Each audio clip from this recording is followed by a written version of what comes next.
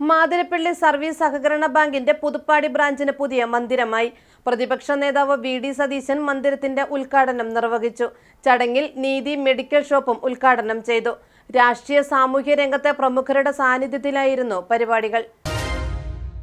ഒട്ടനവധി ശ്രദ്ധേയമായ ജനക്ഷേമ പ്രവർത്തനങ്ങൾ നടപ്പിലാക്കി നാടിന്റെ കരുത്തായി മാറിയ മാതിരപ്പള്ളി സർവീസ് സഹകരണ ബാങ്ക് കൂടുതൽ ഉയരങ്ങളിലേക്ക്.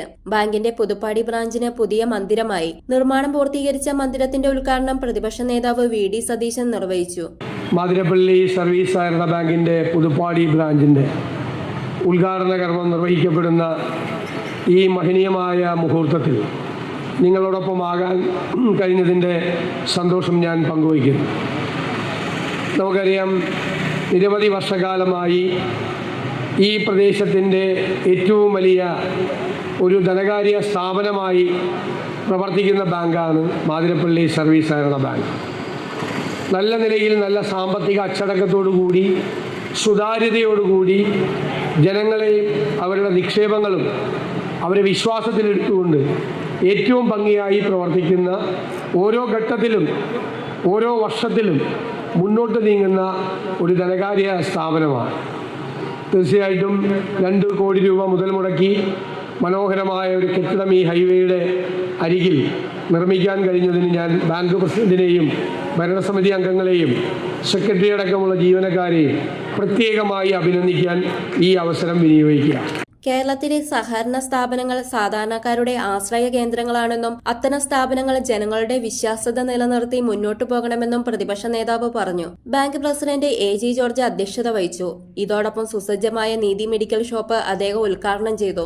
ഏതായാലും മാതിരപ്പള്ളി സർവീസ് കോർപ്പറേഷൻ ബാങ്ക് നമുക്ക് നല്ല രീതിയിലേക്ക് ഒരു സ്ഥാപനം സാധിക്കാൻ സാധിച്ചത് ഈ പറയുന്ന നമ്മൾ സ്വാഗത പ്രാസംഗം സൂചിപ്പിച്ച പോലെ നിങ്ങളുടെ എല്ലാം വളരെ പിന്തുണ നമുക്കുണ്ടായിരുന്നു എന്നുള്ളതുകൊണ്ട് മാത്രമാണ്.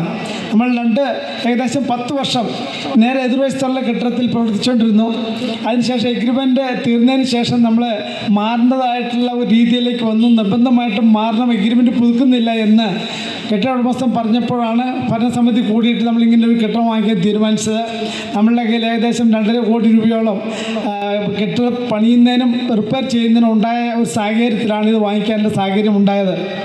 ഏതായാലും വലിയ വലിയ പ്രതിസന്ധികൾ നേരിടുന്ന ഈ സമയത്ത് പോലും നിങ്ങളുടെ താങ്ങും തണലും ഈ ബാങ്കിനുണ്ടായിരുന്നുകൊണ്ട് ഇതിന് ഡെപ്പോസിറ്റിൻ്റെ തകർച്ചയോ അല്ലെങ്കിൽ മറ്റു രീതിയിലുള്ള ബുദ്ധിമുട്ടോ പ്രയാസമോ ഒന്നും തന്നെ ഈ ബാങ്കിനെ ഏശാതെ പോയി എന്നുള്ളത് വളരെ സന്തോഷത്തോടുകൂടി നിങ്ങളെ അറിയിക്കുകയാണ്.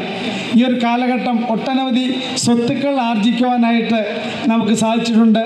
നമ്മുടെ ഹെഡ് ഓഫീസ് കെട്ടിടം നല്ല രീതിയിലേക്ക് ഏകദേശം 2 കോടി രൂപയോളം കൊടുത്ത് പുതുക്കി പണിയാനായിട്ട് ഏകദേശം 2014 അത് പൂർത്തീകരിച്ച് നമ്മുടെ മൺമറിഞ്ഞു പോയ മുഖ്യമന്ത്രി ഉമ്മൻചാണ്ടിയെ കുറിച്ച് അത് ഉദ്ഘാടനം ചെയ്യാനായിട്ട് സാധിച്ചു. അതിനുശേഷം കരടുത്ത് നമുക്ക് സ്വന്തമായിട്ട് കെട്ടിടവും ബിൽഡിങ്ങും ഉണ്ട്. ഇത് നമുക്ക് സ്വന്തമായിട്ട് ആർജിക്കാനായിട്ട് സാധിച്ചു.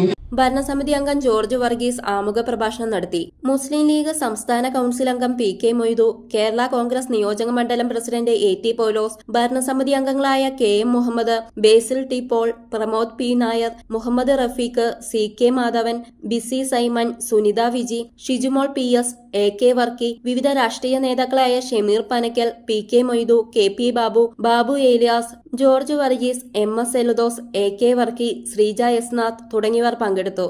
മീഡിയ സിസ്റ്റി കോതമംഗലം.